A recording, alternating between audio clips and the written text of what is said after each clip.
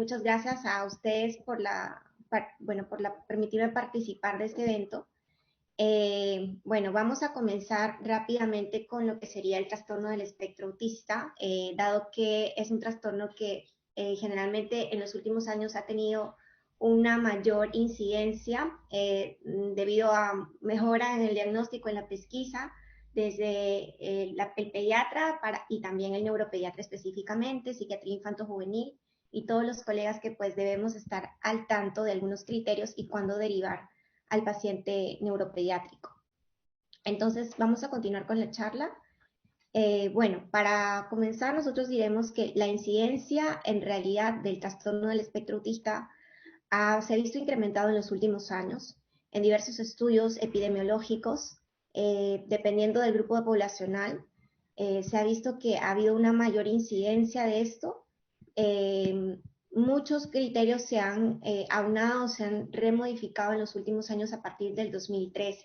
Y pues vamos a comenzar con una historia muy importante para que sea y no sea ilustrativo, que no solamente es como tal, sino también que puede coexistir con otras entidades, las cuales pudieran ser reconocidas previamente, incluso que un trastorno del espectro autista como tal, porque incluso este pudiera ser muy leve, y pues el paciente llegar ya a una época en la cual se le pudiera brindar terapia, pero tal vez no sería o no causaría el impacto que lo haría si es que se realiza desde temprana edad.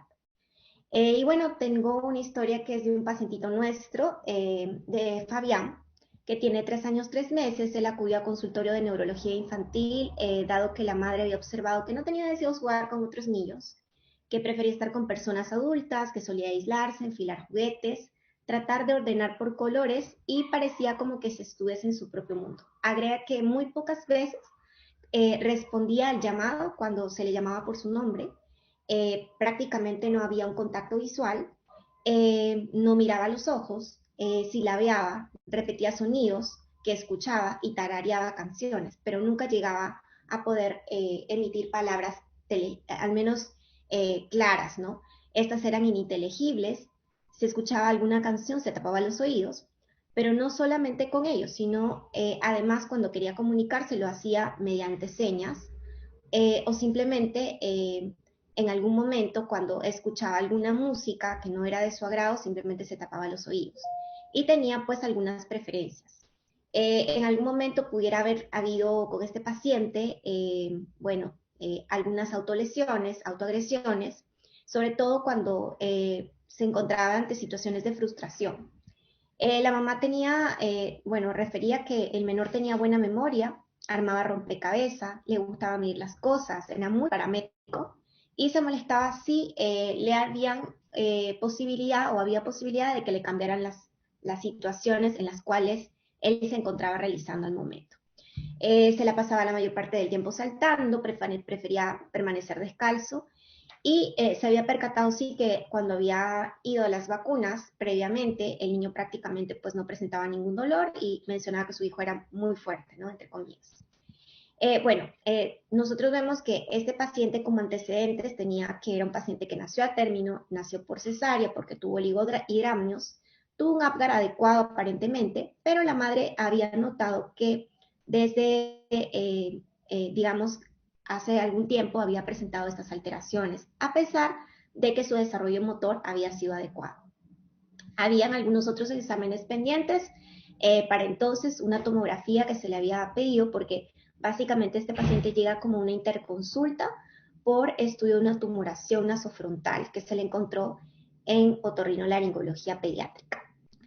Entonces nosotros podemos ver que el paciente básicamente pues presenta lo que nosotros denominaríamos en conjunto un trastorno del espectro autista. Pero aunado a esto, el niño presentaba algunos episodios en los cuales pues le costaba tomar sueño, ¿no? Dormía poco y había ya habido algún episodio de una convulsión que había presentado ya en varias oportunidades y que se le había catalogado como una epilepsia. Entonces, no siempre el paciente llega por este cuadro, ¿no? El paciente había sido derivado por otro servicio, básicamente por esa tumoración nasofrontal y además por el cuadro de aparente epilepsia que presentaba hasta ese momento. Entonces, Bueno, continuando con la exposición, vamos a iniciar con un poquito de la etimología y de la historia de por qué nosotros denominamos autismo, ¿no? Autismo viene pues de una raíz griega, ya desde antes, antiquísimos tiempos, en los cuales auto significaba a sí mismo, hacia sí mismo, lo que en términos generales, digamos, pudiera llamarse ensimismarse, ¿no? E ismos, básicamente porque pues era un sufijo de la palabra autismo. Entonces vamos a ver que era en global, lo que significaría era que la persona que padecía autismo tendía a encerrarse en su propio mundo o a ensimismarse, ¿no? Esta persona, por ejemplo, usualmente tendría ciertos comportamientos y características usuales que lo definirían, ¿no? Ya se hablaba de esta palabra desde mucho antes, pero digamos que médicamente en la literatura apareció por primera vez en 1911 con un psiquiatra suizo, que era Paul Eugen Bleuler, en un artículo publicado en el American Journal of Insanity.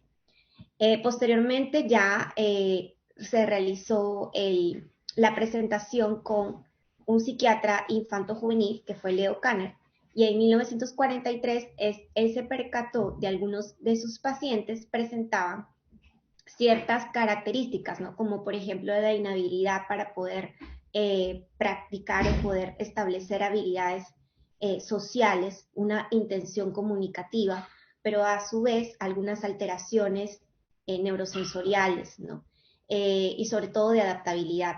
Entonces, él encontró en un estudio publicado cuando se realizó en Estados Unidos a 11 pacientes, los cuales presentaban las mismas características, ¿no? Esta inhabilidad comunicativa, la disminuida capacidad para poder relacionarse con otros, pero a la vez actividades repetitivas, persistentes y perseverativas, ¿no? Que no eran usuales, y este estudio pues fue publicado en esta revista con el nombre de las alteraciones autísticas, ¿no? De la parte afectiva en las personas con autismo.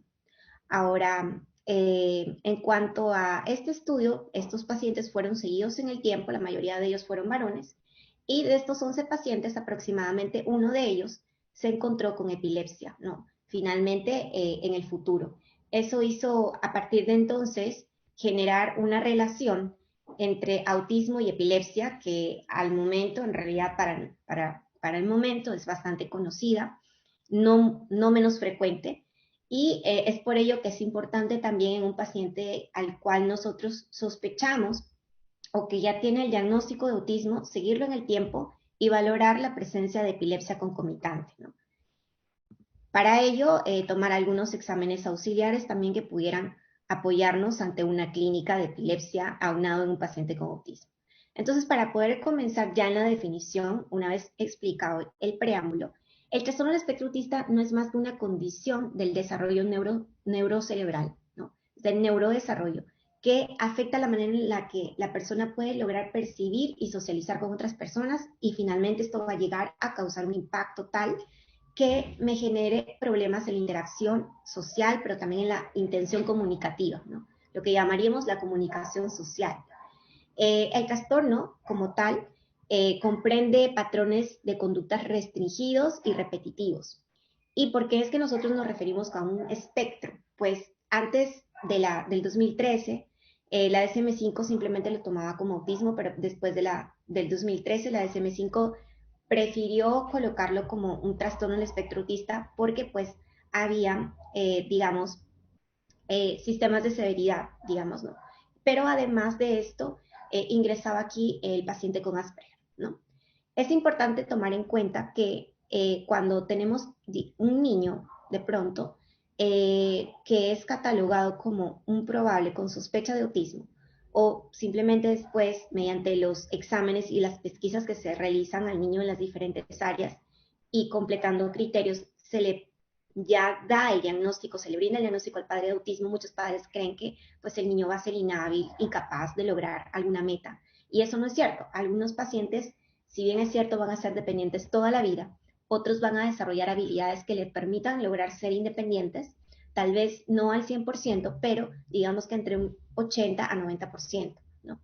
Y hay otros, sin embargo, que están ingresando ya dentro de este trastorno del espectro autista que van a desarrollar capacidades excelentes. Estos pacientes pueden llegar a realizar ello debido al coeficiente intelectual tan alto, ¿no?, que tienen. Y es que prácticamente 2/3 de los pacientes con trastorno del espectro autista pueden tener un coeficiente usual o por debajo del usual. Sin embargo, hay 1/3 de ellos que mantiene un coeficiente por encima de lo normal.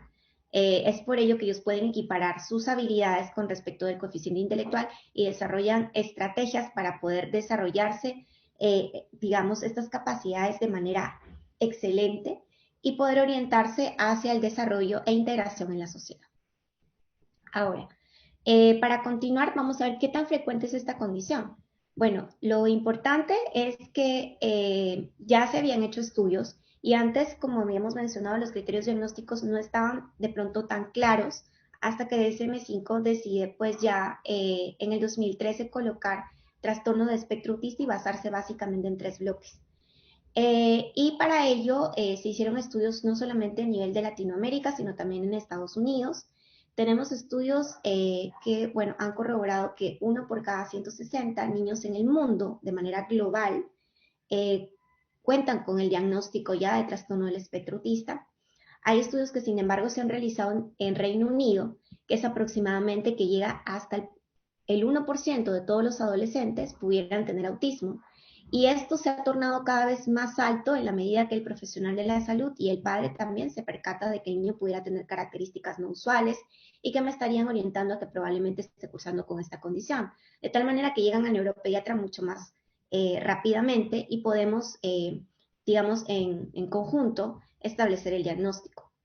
Ahora, tomando en cuenta esto, hay que tomar en cuenta que siempre el padre debe informársele que el niño no está enfermo, no padece de una enfermedad como tal, sino que el niño tiene una condición que es multifactorial y este trastorno, digamos, por ser llamado así como tal, una condición en realidad, el porcentaje que puede ganarse en la niñez va a seguir permaneciendo en la vida adulta, ¿no?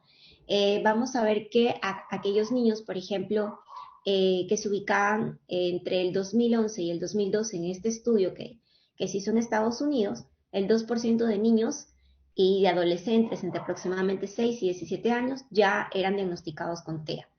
Incluso en los años últimos se ha visto un reciente estudio en el cual 1 por cada aproximadamente 60 niños tiene trastorno del espectro autista. Es decir, que en un salón de clases al menos habría la posibilidad de 60 chicos de al menos uno presentar el diagnóstico del trastorno del espectro autista. Entonces, en este periodo, en realidad, se ha visto que no solamente se ven involucrados las personas que padecen de la condición, sino también los familiares. Y por eso es tan importante la educación para ellos. Vamos a continuar. Vemos que la capacidad de diagnóstico que teníamos antes era básicamente no tan clara porque los criterios diagnósticos no estaban estandarizados. Y lo que había era mayor porcentaje de un coeficiente intelectual bajo, o lo que nosotros denominamos actualmente una discapacidad intelectual, y era muy confundido con lo que presentan ahora los niños como diagnóstico de autismo. Entonces, se vio que en los años, a partir del año 2000 en adelante, fue bajando la incidencia del diagnóstico de discapacidad intelectual, aunándose a una mayor incidencia en cambio de autismo, pues porque los criterios variaron y se pudieron establecer mejores diagnósticos diferenciales, ¿no? En cuanto al diagnóstico precoz, ¿por qué es tan importante y por qué es que nos ayudan digamos, la pesquisa que pueda realizar tanto el padre como la persona que está a cargo del cuidado del niño, el cuidador, o bien la persona que está a cargo de la educación del niño? La preocupación obviamente de los padres viene básicamente a los 12 meses, cuando el niño ya tiene un primer problema, digamos, para poder establecer un número determinado de palabras. Su primera consulta usualmente es a los 4 años, cuando ya al niño solamente le queda un año de neuroplasticidad y la edad del diagnóstico en promedio se ha visto que a nivel mundial es a los 5 años. Va a depender, obviamente, del país en donde nos encontremos, del sistema de salud, pero también de nuestra educación, la información que tengamos y nuestras actualizaciones y de la información que le podamos brindar a los padres. Ahora, principalmente el motivo de preocupación es el habla y la comunicación. Vamos a ver por qué es tan importante el diagnóstico precoz. Porque pues los primeros signos lo pudiera, digamos, observar el padre, pero mantenerlo ahí directamente o bien acudir al profesional de la salud.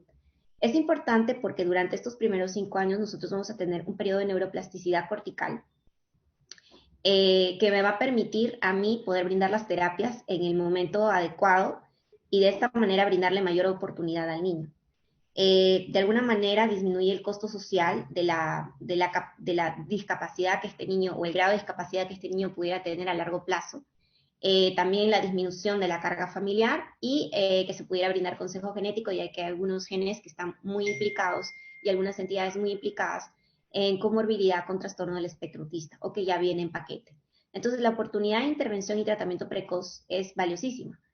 Es por ello que, digamos, se ha visto que la edad de los primeros signos observados antes de los 12 años es aproximadamente en un 12.5%.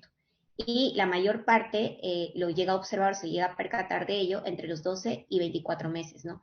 Que es prácticamente el periodo en el cual el niño ya está empezando a hablar y al menos va logrando obtener en su vocabulario 25 palabras. Por otra parte, dentro de los desafíos del diagnóstico precoz es un pilar importante la parte de los padres, ¿no? Cómo es que ellos pueden relacionar que el niño no se encuentra dentro de lo estándar o dentro de lo esperado para la comunicación social, para la actividad recreativa con otros niños, pero también por los trastornos neurosensoriales que estos niños pudieran presentar y los problemas que le pudieran causar, así como también el hecho de que se pueda hacer una pesquisa temprana con los diferentes test diagnósticos. ¿Cómo reconocer el trastorno del espectro autista? Bueno, en realidad lo esperable es importante poder manejarlo porque si nosotros no conocemos lo esperable, va a ser un poquito difícil poder establecer el diagnóstico y poder derivar, o una probable sospecha y poder derivar a tiempo al paciente. Lo esperable básicamente en un bebé recién nacido es que tenga una atención preferente a la madre y cada que lacta la mira fijamente a los ojos. La mirada se dirige a otros rostros usualmente a partir de los 3, 4 meses, sobre todo a los rostros que le hablan. Trata de tener una predisposición a interactuar socialmente a partir de los 6 meses. Imitan gestos faciales y de otras personas a partir de los 9 a 10 meses y responden muy bien a la voz materna, la reconocen y la prefieren ante su nombre, digamos, ellos suelen voltear rápidamente. O sea, si el niño a los 12 meses de pronto no reconoce el yo, no sabe quién es él, no reconoce su nombre, es un poquito, digamos, alarmante. ¿Por qué? Porque esto ya me daría un probable diagnóstico, ¿no? O una sospecha de autismo, aunado a otros criterios, ¿no? Pero es ya un signo alarmante. De no reconocer, digamos, lo inusual o lo normal a tiempo, nosotros podemos perder la oportunidad de poder abordarlo precozmente. ¿Cuáles serían los signos de alarma entonces que toda persona en el ámbito de la salud debería conocer? Pues si no se observa, y sobre todo el pediatra, si no se observan sonrisas u otras expresiones placenteras a partir de los 6 meses, el niño ya estaría entrando con una sospecha de, si no responde a sonidos compartidos, a sonrisas, actividades compartidas usuales a partir de los 9 meses, si es que no balbucea a los 12 meses, si es que no responde a gestos sociales, como por ejemplo señalar, mostrar, decir adiós con la manito, ¿no? A partir de los 12 meses, o probablemente el niño no logre decir palabras sencillas a los 16 meses. Ya usualmente al año, 4 meses, el niño debería tener aproximadamente en su vocabulario 25 y para los 2 años por lo menos 50 palabras, al menos, ¿no? Hay niños que, por ejemplo, llegan al consultorio con 4 años y pues solamente dicen mamá o papá, o simplemente ni siquiera eso. Entonces, eso ya es bastante preocupante, ¿no? No dicen palabras sencillas, no hacen frases espontáneas, de pronto con 2 palabras, con sentido, ¿no? No, con esto no nos referimos, digamos, a la ecolalia, ¿no? A partir de los 24 meses. Y cualquier pérdida de lenguaje o habilidad, digamos, en algún momento digamos, del transcurrir de los meses, de los primeros meses del niño, también pudiera ser un signo de alarma. Hay niños que de pronto tuvieron un desarrollo usual y llegaron hasta el año en promedio y a partir de entonces perdieron esa habilidad, ¿no? La habilidad para poder tener esa intención comunicativa o bien para poder voltear rápidamente a su nombre, lo cual ya habían logrado previamente. Y es que hay diferentes patrones de presentación en autismo, ¿no? Ahora, para poder establecer bien el diagnóstico, nosotros tenemos que ver que antes se valoraba al autismo como un trastorno generalizado del desarrollo y básicamente lo valoraban así. Actualmente, pues se ha definido como trastorno del espectro autista y dentro de ello hay que tomar en cuenta que hay tres bloques diagnósticos importantes. El primero, que es el déficit en la comunicación social, no en el lenguaje, porque algunos niños pueden tener un problema aislado del lenguaje, ¿no? Un retraso ¿no? o un trastorno del lenguaje como tal aislado. Pero para esto tiene que cumplir los tres criterios. Y más que todo es la comunicación, la intención comunicativa, la comunicación social a que se ve mellada. Porque algunos incluso pueden tener un buen lenguaje, pero no comunicarlo. Entonces esto ya me hace un criterio diagnóstico a pesar de que su lenguaje no esté mellado como tal. Y aquí entra a tallar, y muy importante es el lenguaje que tiene el paciente con Asperger, ¿no? En el cual tiene un bagaje de vocabulario muy bueno, pero su intención comunicativa no la es. Entonces, he ahí la importancia de poder hacer el diagnóstico en base a este criterio tan importante y poder enfocarlo como tal. Lo siguiente van a ser las conductas repetitivas y los intereses restringidos que tiene el niño, y ahora vamos a ver cuáles son. Y por último, el grupo, ¿no? El bloque de los trastornos neurosensoriales. Todos estos aunados en bloque, digamos, estos tres parámetros, nos orientaría a un trastorno del espectro autista o una sospecha si es que se realiza antes de los 5 años, ¿no? Por otra parte, nosotros vamos a ver que dentro de la presentación clínica existen diversas presentaciones, desde el hecho de las deficiencias persistentes que pudieran presentar en la comunicación social desde bebés. Hay pocos padres de pronto que se percatan de que verdaderamente el niño desde la pancita no se movía mucho, o bien no lloraban o no dormían, o no reconocían el rostro de la madre a las 3 a 4 meses, ¿no? Es prácticamente estaba lactando, pero no la miraba, o miraba a otro lado, tenía la mirada perdida. Y bueno, aquí se puede evaluar que durante los primeros meses de vida hay pobre contacto visual ya desde neonato, ¿no? Eh, Cuando le colocaban vacunas probablemente pues no había un sollozo, no lloraban. Por otra parte, pueden haber deficiencias persistentes no solamente en la época de neonato, sino también de lactante. Y lo más importante aquí es resaltar que algo a los 9 meses que pudiera ser muy notorio, muy sospechoso, es que no sigue con la mirada cuando, digamos, el cuidador le pasa un objeto, ¿no? Y le dice, bueno, mira, este objeto, mira el objeto, y en verdad el niño no voltea, no reacciona a ese objeto, no interacciona con lo que uno le está mostrando. Por otra parte, a los 12 meses, la mayor parte de niños puede despedir, dice hola y dice adiós. Él no lo hace, ¿no? A los 15 meses, me preocuparía que no diga papá, mamá como tal, que no voltea su nombre, que no responda ante su nombre y que esquive la mirada, ¿no? Nosotros tratamos de acercarnos y ellos siguen ensimismados en lo que están realizando y les cuesta mucho cambiar de actividades. Por otra parte, en la parte preescolar, como nosotros podemos ver aquí, no solamente es, digamos, en la parte de neonato, desde lactante, sino ya se va haciendo un poquito más notorio cuando el niño va creciendo. Digamos que en la parte preescolar ya no imita tareas usuales y no muestra interés por otros niños. A los 3 o 4 años, en lugar de decir yo, habla en tercera persona, ¿no? Pudieran haber ecolalias también y esto pudiera ser también un signo de alarma, ¿no? Alteraciones en la fase prelingüística que pudiera tener el niño, puede no llegar a completar palabras, y estos serían marcadores tempranos de autismo, ¿no? Aunado a algunas fonaciones atípicas. El niño suele chillar, gruñir, ¿no? La mamá dice, bueno, en lugar de, ¿cómo se comunica? Bueno, en lugar de realizar verdaderamente o indicar una palabra o una sílaba, simplemente me gruñe o me chilla, o bien hace mucho alboroto para la comunicación.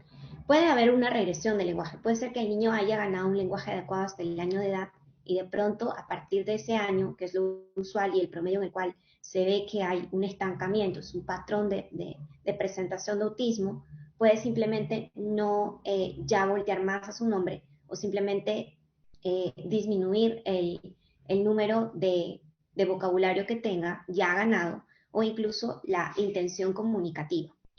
Hay vocalizaciones que pudieran ser atípicas también. Muchas veces esos niños, por tanto, se ve como que se capta como que no logran expresar las emociones y verdaderamente no lo hacen. Por otra parte, vamos a ver que no solamente es en la etapa preescolar, que es donde ya comenzamos a notar, porque usualmente los niños a esa edad tienden a interactuar con otros niños. En la edad escolar hay una deficiencia persistente en la comunicación social. Hay una dificultad para poder lograr y mantener amigos, prefieren estar solos, hay una falta de interés por los compañeros, y en este caso es importante hacer la acotación, por ejemplo, en el caso del paciente con Asperger, ¿no?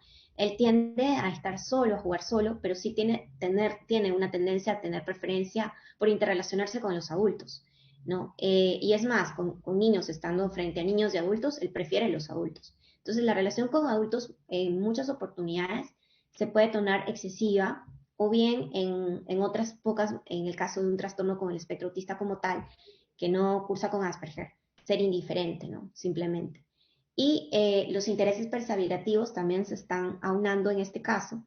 Intereses perseverativos como con animales, como con ciertos dibujos, como determinados juegos, ¿no? Y es en realidad muy poco probable que el niño pueda cambiar la rutina de un día a otro o de un momento a otro y simplemente no hacer caso a los padres. Muchas veces los padres pueden tomar, o el mismo pediatra, como que el niño es un poquito quisquilloso, pero en realidad no lo es la condición con la que viene el niño de base neurobiológica lo que está generando este comportamiento y estas manifestaciones que se tornan persistentes en la comunicación social. Por otra parte, los lactantes, en cuanto a las conductas repetitivas, que vendría a ser el siguiente bloque, e intereses restringidos, suelen tener desde pequeños aleteos de manos, ¿no? Hay apego probablemente a algún juguete, suelen mecerse, ¿no? No hay la presencia de ese juego o de esa acción de poder hacer los juegos funcionales, ¿no? De poder interactuar. Lo que hace es básicamente ordenar, enfilar, apilar y categorizar. Es un niño parametrado. Y prefieren jugar con cosas, digamos, no sé, carritos, prefieren las ruedas, ¿no? Ver cosas que giran, ventiladores, ellos mismos mecen el cuerpo. ¿Por qué? Porque tienen una alteración neurosensorial que tiende a generar la necesidad de tener este movimiento, ¿no? E incluso algunos de ellos pueden estar saltando todo el día, ¿no? Entonces, es porque ellos necesitan llegar al umbral que la persona usual, no, sin esta condición de esa persona, el umbral es mucho más bajo. Entonces, lo que hacemos es básicamente poder tratar de entender que ellos necesitan el movimiento para poder sentir, para poder manifestarse. A veces, muchas veces, estos niños pueden aplaudir sin motivo porque no tienen cómo expresar esas emociones. A los 18 meses no hay un juego simbólico y eso nos preocuparía. Usualmente lo que tienen preferencia o por lo que tendrían preferencia es básicamente por los juguetes que pueden sonar o que tienen luces o que giran, ¿no? Y les dan otra funcionalidad de pronto al carrito. ¿No? Por otra parte, vamos a tener que en el preescolar, en cuanto a los intereses restringidos que nos llamaría la atención, es en insistencia en rutinas, la resistencia a cambios, la insistencia en uniformizar todo, de parametrar todo. Algo importante es que en un niño pudiera presentarse como tal una ecolalia y siempre hay que mandarlo al neuropediatra porque pudiera ser una sospecha de autismo, ¿sí? Probablemente en las niñas, sobre todo, que cursan con alguna comorbilidad, como trastorno por déficit de atención e hiperactividad, y son más calladitas, más ensimismadas, en las cuales no se les nota mucho los otros parámetros que nosotros tomamos en cuenta, pudiera manifestarse con una ecolalia. Es importante tomar en cuenta que en estos preescolares van a haber algunos intereses perseverativos, como los dinosaurios, todo lo ven dinosaurios, ¿no? Se conoce todos los dinosaurios, o bien todo el Pokémon, entonces esto es difícil para ellos cambiar de juguete, cambiar de rutina, ¿no? Tienen esos intereses y en eso es en lo cual se especializan, en poder conocer, descubrir, aprender y mostrar. Aunque no interaccionan salvo con papá o con mamá muchas veces, ¿no? En cuanto a la parte o la etapa escolar y en cuanto a las conductas repetitivas y actividades restringidas, estos niños tienden a tener más que todo un interés, digamos, bastante restringido por los programas de televisión, sobre todo las ciencias. algunos se dedican a poder examinar los planetas, algunos programas infantiles que pudieran persistir todavía en el tiempo cuando son adultos, o disfrutan simplemente hablando de sus temas y es bastante difícil cambiarles la conversación, sobre todo planetas, de algunos animales, digamos, cometas, y todas estas cuestiones que van a ganar sobre todo una amplia área en ellos de tema de conversación y no les va a permitir poder tener esa interacción con otros niños, ¿no? Y cambiar el tema, es por eso que se aíslan. Por otra parte, hablamos ya no solamente de un bloque de intención comunicativa, sino también estamos hablando del bloque de las conductas repetitivas e intereses restringidos, y este vendría a ser prácticamente el tercer bloque, que sería pues los trastornos neurosensoriales. ¿Por qué? Porque estos niños, por la alteración que se pudiera dar a nivel funcional, sobre todo de las vías, que no solamente me pudieran generar en algún momento epilepsia en un niño usual o en un niño que tuvo un trauma o un TEC, o en un niño que tuvo alguna alteración genética, sino que estas mismas vías son las vías que se involucran en el reconocimiento de rostros, en la facultad, sobre todo a nivel del lóbulo frontal y a nivel pericallosal, el hecho de poder tener un área que me permita a mí ante una situación de estrés o un conflicto social poder resolver de la mejor manera como una persona sin esta condición lo haría. En ellos pues se ha visto que el volumen de esta parte cerebral, sobre todo a nivel del lóbulo frontal y a nivel pericallosal, es menor, así como también se ha visto en estudios de resonancia magnética que la funcionalidad de la misma está disminuida en promedio al ser humano sin esta condición.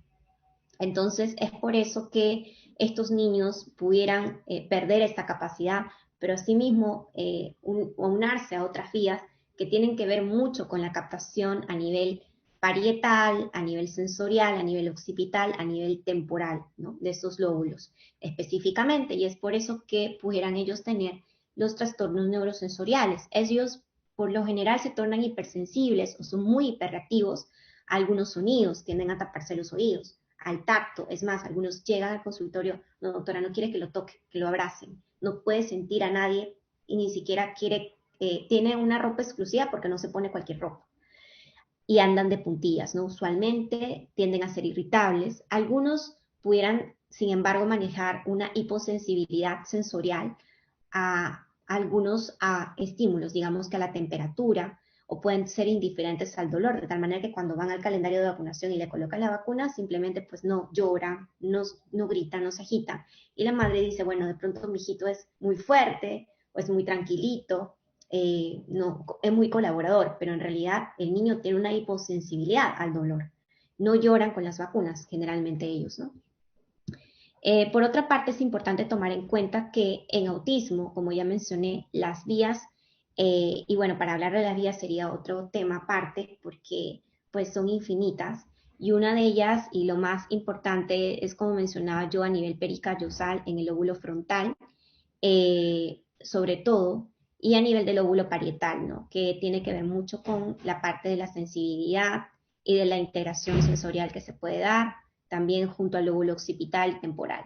Entonces vamos a encontrar que estas vías, al encontrarse alteradas, no solamente pueden causar autismo o trastorno del espectro autista como tal, sino también pueden llegar a ocasionar epilepsia, como vemos aquí, pudieran llegar a coexistir niños con autismo y epilepsia a la vez. Es por eso que a un niño con autismo siempre hay que seguirlo en el tiempo, preguntarle al papá si en algún momento ha notado que pudiera haber presentado algún tipo de crisis, que el papá no valora como una crisis como tal, y el niño puede estar a nivel cerebral descargando, pero no manifestarlo de manera motora, de manera visual, tal vez semiológicamente no sea muy notorio, pero si hacemos un electroencefalograma, probablemente se ha visto que hasta un tercio de los niños pudiera presentar hasta un 30-50% epilepsia, aunado al autismo, ¿no?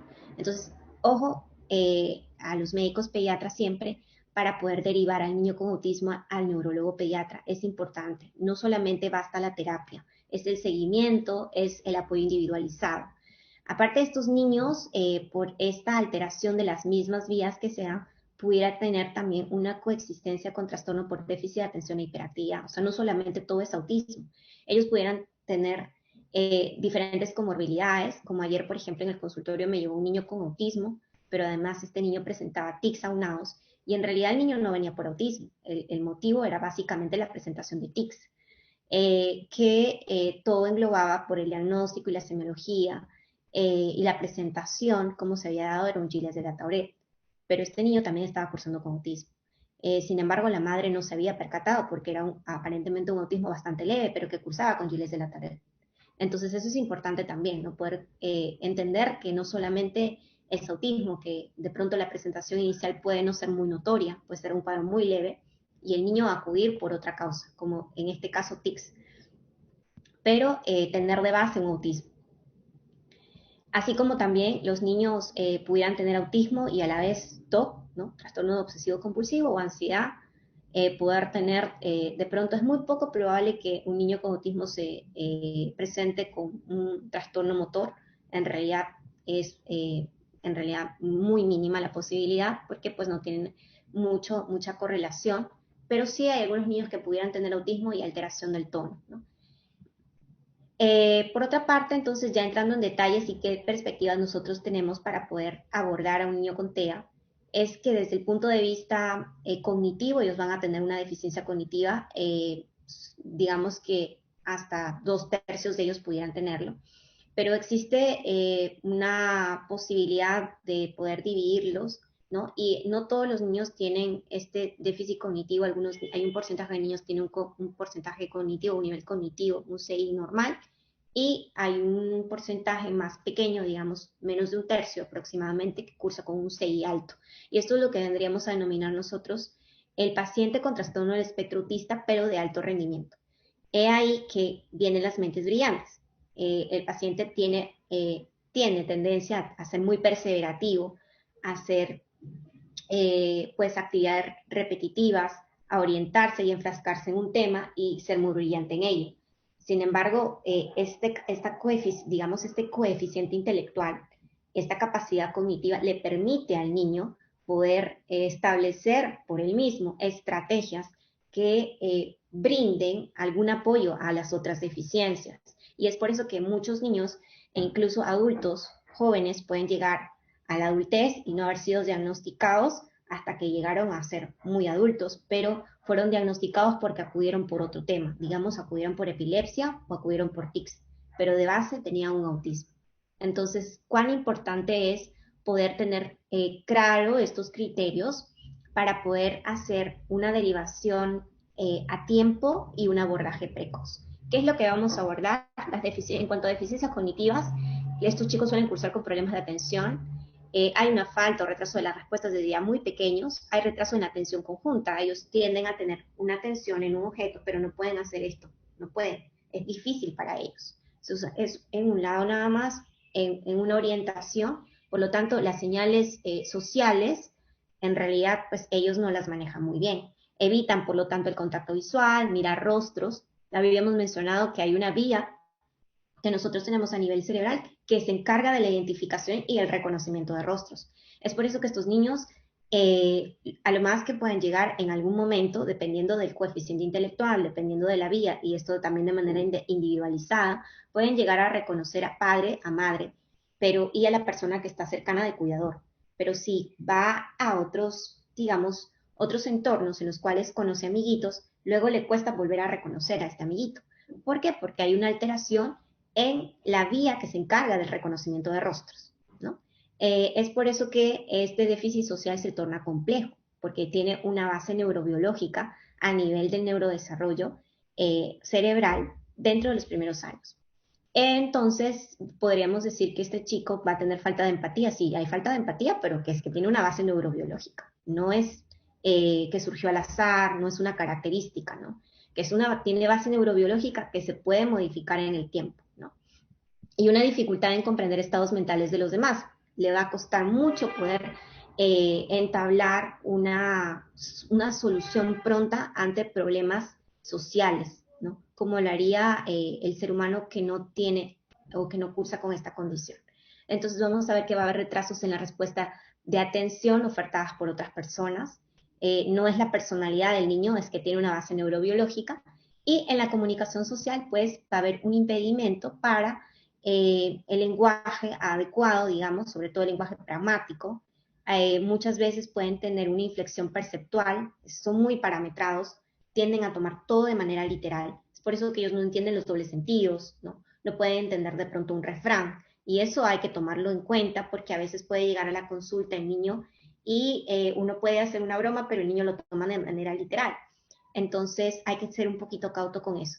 Por otra parte, hay algunas deficiencias sensoriales, como el trastorno de la modulación sensorial, que ya lo hablábamos, la sensación sensorial atípica que pudieran presentar, y algunas deficiencias motoras aunadas que sí se pueden ver en trastorno del espectro autista, pero que no son muy frecuentes, digamos, tomando en cuenta el resto de las características, ¿no? Por ejemplo, estereotipias motoras, ¿no? Ellos lo hacen desde temprana edad, la coordinación motora, el funcionamiento del brazo, sobre todo, la planificación, la praxis, la imitación, ellos suelen no imitar, y por otra parte, la fuerza y el tono. Si bien es cierto, algunos pudieran ser hipotónicos y necesitar terapia del tono, ¿no? Muy aparte de todas las demás terapias, es por eso que cada evaluación es individualizada, ¿no? E incluso algunos chicos simplemente pueden tener un determinado nivel de resistencia y actividad física. Entonces, eso hay que tomar en cuenta para poder hacer el abordaje de las diferentes deficiencias que un niño de manera individual pudieran tener. No se trata de dar como que una receta así, no, es básicamente poder evaluar las áreas, ¿no? Lo cual se hace muy de la mano con neuropsicología también, que dedica unas cuantas horas más a poder evaluar cada área de manera específica. Ahora, en cuanto al tratamiento, una vez que ya, digamos, nosotros tenemos el diagnóstico, que es importante poder manejar algunas pautas generales, como por ejemplo los aspectos que vamos a trabajar de manera individualizada en cada niño, pero no solamente depende del niño, sino también depende de la familia.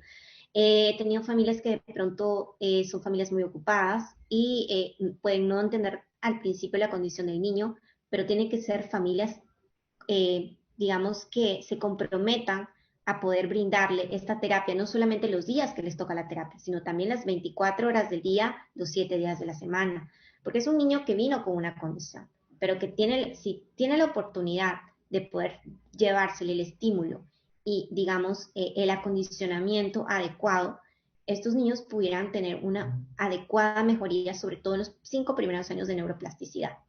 Entonces, conocer las intervenciones que hay disponibles es muy importante para el profesional de la salud. Vamos a tener desde neuropsicología, desde terapia cognitivo-conductual, desde terapia ocupacional, terapia neurosensorial, terapia de lenguaje, pero no es una terapia de lenguaje usual, ojo, no estamos con un niño usual, es una terapia de lenguaje orientada a niños con trastorno del espectro autista. El abordaje es distinto. Si bien es cierto, se pudiera dar un abordaje farmacológico, sobre todo en aquellos niños que de pronto me cursan con algunos trastornos del sueño, que le cuesta dormir, o bien de pronto algunos me vienen con mucha espasticidad, le podríamos agregar baclofeno, algunos pudieran cursar con epilepsia, se pudieran agregar algunos antiepilépticos, e ir sopesando y el pro y el contra de estos medicamentos de manera individualizada. Sí, es cierto, se puede dar un abordaje tal vez farmacológico, como también no farmacológico, ¿no? Hay que tomar en cuenta que a partir de los 5 años de edad, el niño muy probablemente va a tener el diagnóstico porque ya tiene estos acápites en los cuales cumple por lo menos en 2 o más escenarios. No lo hace solamente en casa, lo hace en el colegio, lo hace en otras circunstancias y cumplen las mismas características, ¿no? Por otra parte, hay que tomar en cuenta que antes de los 5 años el cerebro consta, ¿no? Y es muy hábil, tiene una neuroplasticidad que es moldeable en el tiempo, no es como una plastilina a la cual se le puede dar, digamos, algunas pautas, terapia, y el niño puede ir mejorando con los estímulos y básicamente con la constancia y la perseverancia de la familia. Si bien es cierto, hay una base neurobiológica, genética, y en realidad la etiología es multifactorial, no solamente, digamos, genética, sino también la parte, tiene mucho que ver la parte perinatal, si el niño cómo nació, con qué APGAR, cuánto tiempo estuvo en incubadora, si el niño fue prematuro o no, porque hay una incidencia mayor en niños prematuros, en la prematuridad sobre todo, si el niño de pronto presentó algún trauma cráneoencefálico, eso es muy importante. Se ha visto que después de un trauma cráneoencefálico, aunado pudiera haber presentado epilepsia en un niño a largo plazo y también trastorno del espectro autista. Aunado a eso, también es importante tomar en cuenta los datos previos de la madre antes del embarazo, si fue un embarazo planificado o no, ácido fólico se ha demostrado ha disminuido los riesgos de aparición del trastorno del espectro autista, así como también el hecho del antecedente familiar, ¿no? El antecedente familiar, ya sea materno o paterno, también de trastorno del espectro autista, pero no solamente de eso, sino también se ha visto muy relacionado en los últimos estudios a enfermedades autoinmunes en la familia, como por ejemplo tiroiditis de Hashimoto, como por ejemplo diabetes, como por ejemplo algún problema de autoinmunidad y lupus, ya sea en la madre, por parte materna o por parte paterna, sobre todo, ¿no?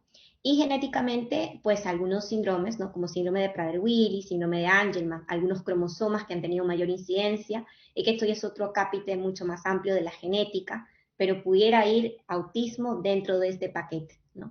Y es importante poder dirigirlos.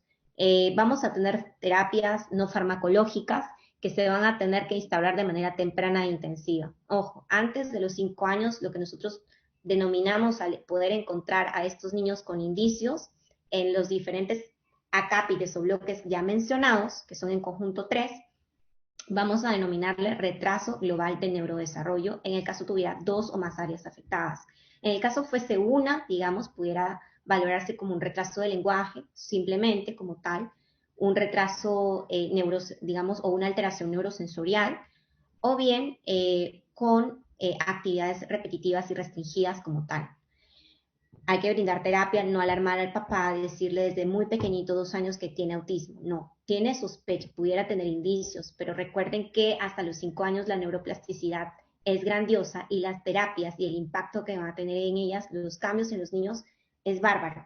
Entonces, si a pesar, cuando ya tenemos los 5 años de edad, volvemos a evaluar al niño con un lenguaje que se le ha brindado la oportunidad de tener una terapia de lenguaje intensiva, temprana, acorde, suficiente, colaborativa, compartida, y se le ha brindado todos los apoyos al niño, no solamente desde el punto de vista de terapia de lenguaje en TEA, sino terapia neurosensorial, terapia ocupacional, todas las demás terapias neuropsicológicas, dependiendo de cada caso individualizado. Llegamos a los 5 años y el niño persiste en ello, entonces podríamos denominar ya o hacer el diagnóstico con los diferentes test que se pudieran ir haciendo en las diferentes edades, como MCHAT, desde un inicio como pesquisa, como un screening, denominarlo ya como un trastorno del espectro autista. Pero después de haber brindado estas oportunidades, recalco. Antes de ello, lo que nosotros denominaríamos al niño es como un retraso global del desarrollo con 2 o más áreas afectadas. Identificar los aspectos a trabajar en cada uno de ellos es bastante importante. Lo que hay que hacer y lo que está en boga después de la pandemia, lo que vino es tratar de poder enseñarle al padre o a la madre lo que puede hacer individualmente en casa, guiándolos para que ellos lo apliquen las 24 horas, los 7 días de la semana. Las intervenciones idealmente deben estar guiadas por profesionales de la salud. ¿Por qué? Porque nosotros vamos a tomar en cuenta cada caso de manera individualizada, derivar a cada especialista que, bueno, pues va a poder abordar al niño desde un área en concreta y agregar no solamente estas intervenciones desde temprana edad, que al generar tal vez un abordaje farmacológico temprano no tendría mucho sentido si es que no ha llegado al diagnóstico hasta los 5 años, y es útil cuando se puede, sobre todo en el consultorio de neuropediatría, llegar por una causa distinta a autismo y descubrir que verdaderamente el niño de base tiene un autismo, que no ha sido diagnosticado o que ha pasado desapercibido, pero que todavía está a tiempo, digamos que entre los 2, 3 años, para poder seguir unas terapias y poder reincorporarse a la vida social de la mejor manera posible. Tomamos en cuenta que de cada bloque nosotros vamos a tener diferentes grados de severidad. Estos grados de severidad en el tiempo pueden ser modificables de acuerdo al entorno, de acuerdo a la terapia, pero hay que tomar en cuenta también la base genética y que no todo es ambiente, no todo es estímulo, es también la base genética con la que viene el niño, y los aspectos perinatales juegan un rol muy importante. Y bueno, en cuanto al tratamiento psicoeducativo, ¿sobre qué vamos a intervenir? Ya hablábamos que en 1979 había una triada básicamente sobre la cual intervenir, que son la interacción social, la expresión y la comunicación, y las conductas estereotipadas. Básicamente sobre estos rasgos nucleares del autismo y del neurodesarrollo es que uno puede abordar, ya sea el problema de comunicación, verbal o no verbal. No todos los niños van a llegar a ser verbales, entonces se le puede dar diferentes opciones, como por ejemplo, ya con el terapeuta del lenguaje, a utilizar, especialista en TEA, a utilizar pictogramas. Estos chicos pueden llegar a unarse y a integrarse, digamos, dentro de la familia con pictogramas y a poder comunicarse, ¿no? Si bien es cierto, va a haber una falta de flexibilidad a veces con ciertas actitudes, conductas concretas como rutinas, pero al menos logra la comunicación y eso es muy importante porque la severidad también depende del grado de dependencia que tenga el chico, ¿no? Para adaptarse a su entorno. Entonces, ¿cuáles son los procesos cruciales que ameritan intervención? El control de la atención temprana, la regulación emocional que pudiera tener el niño, por eso también en conjunto la evaluación con un psiquiatra infanto-juvenil, la orientación social que se pueda brindar y las habilidades precomunicativas, ¿no? ¿Por qué? Porque estos chicos pueden desarrollar ciertas habilidades y ser muy buenos en algo. Además de ser bueno en las matemáticas, dibujaba muy bien, sabía mucho sobre dinosaurios y podía hacer coches estupendos con piezas desmontables. Ellos pueden llegar a ser brillantes y a destacar en un aspecto en la vida y hacerlo muy bien. Solo tienen que tener la orientación, el diagnóstico precoz y la terapia adecuada. Y bueno, eso sería todo. Gracias a todos por su atención. Estoy en espera de las preguntas y poder abordar un poquito más este tema tan grande. Eh, Doctora, ¿cómo está? ¿Qué tal? Muchas gracias, doctora, por su participación. Es un tema muy importante y que ha generado bastantes preguntas en la plataforma. Sin embargo, vamos a elegir al azar algunas. Doctora Kelly Robles pregunta, si el niño tiene frenillo sublingual y tampoco puede hablar fluido, en este caso, ¿no se podría hablar o cómo se diferenciaría de un trastorno autista al inicio de la vida? claro, es algunos padres y bueno, lo ideal es poder definir. El trastorno del lenguaje como tal puede ser aislado y puede tener una causa orgánica en este caso. Hay que diferenciarlo porque en este caso tenemos una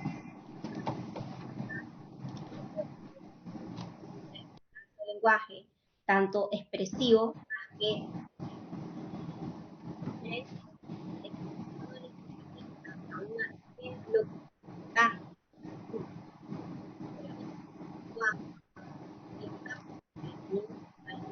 no es la intención o la comunicación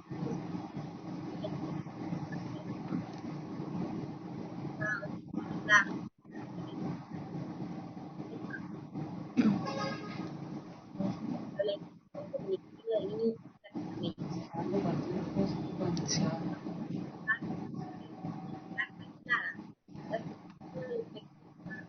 ¿Qué pasa? Como para Doctora, hay un poquito de dificultades con su micro, parece. Se escucha un poco lejano. Un poco entrecortado, doctora. ahí me escuchan, me logran escuchar. Sí, un poco mejor, doctora. Eh, Doctora, otra pregunta es, ¿cómo diferenciar el trastorno del espectro autista del trastorno específico del lenguaje? ya. El trastorno específico del lenguaje es netamente, el lenguaje tiene varias áreas, la parte semántica, la parte gramática, la parte en la cual la pronunciación, todo lo que se va a evaluar. Entonces, el trastorno específico nos dirigiríamos directamente a, por ejemplo, en el caso de un semántica o en la pronunciación, digamos, eh, va directamente a específico. El trastorno de Entonces, se va. comunicación, la alteración de la comunicación social, lenguaje comunicativo, aunado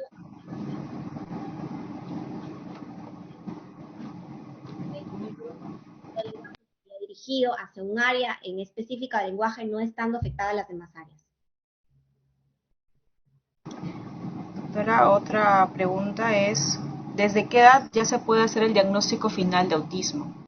Bueno, usualmente y estandarizadamente a partir de los 5 años, ¿no? Habiéndose brindado todas las terapias adecuadas, con la intensidad adecuada, el abordaje precoz y en una determinada frecuencia y colaboración con la familia, a partir de los 5 años. Sin embargo, hay indicios que pudieran ayudarnos en la etapa precoz y que pudiesen permitir al niño o al profesional de la salud, en este caso, hacer un indicio de que es muy sospechoso que este niño vaya hacia los 5 años, a pesar de las terapias, a un trastorno del espectro autista. En este caso, nuestra misión es informarle al padre que con lo cual cuenta es con el diagnóstico actual es un retraso global del neurodesarrollo, pero que haciendo la intervención precoz en las diferentes áreas, el niño pudiera mejorar ese trastorno de neurodesarrollo y salir del mismo, o bien simplemente ser encaminado a un trastorno del espectro autista a partir de los 5 años de edad. Ahora, es importante tomar en cuenta que con las imágenes, ¿no? Y eso es un capítulo muy aparte, imagenológicamente sí pudiera ayudarnos en algún momento a poder hacer un indicio de que este niño muy probablemente vaya a un TEA, ¿no? Pero lo que nos va a dar o la edad crucial son los 5 años. Gracias, doctora. Finalmente, Roberto Félix pregunta, ¿los trastornos neurosensoriales implicarían algún tipo de espectro autista? Claro, los trastornos neurosensoriales como tal pudieran implicar el trastorno del espectro autista cuando se pesquisa que pudiera haber alguna alteración del lenguaje aunada o actividades repetitivas, intereses restringidos y actividades perseverativas aunadas. A veces los niños pueden cursar simplemente con trastornos neurosensoriales y ser eso, un trastorno neurosensorial, pero siempre derivarlo por el hecho de que pudiera haber alguna alteración del lenguaje aunada, más que todo en la intención comunicativa, ¿no? En la comunicación social, o bien actividades restringidas e intereses perseverativos, ¿no? Básicamente eso. Entonces, cuando ya unamos los 3 bloques, el niño entra dentro del trastorno del espectro autista. Recordar eso. Y como tal, pudiera ser diferente para hacer la diferenciación. El niño puede cursar, sin embargo, sin tener ninguno de los otros 2 criterios, con un trastorno neurosensorial aislado como tal. Muchas gracias, doctora, por su participación. Ha sido muy provechoso el tema y bueno, hasta una nueva oportunidad. Esperamos contar con su participación en el tercer curso. Nos proyectamos a eso. Muchas gracias, doctora.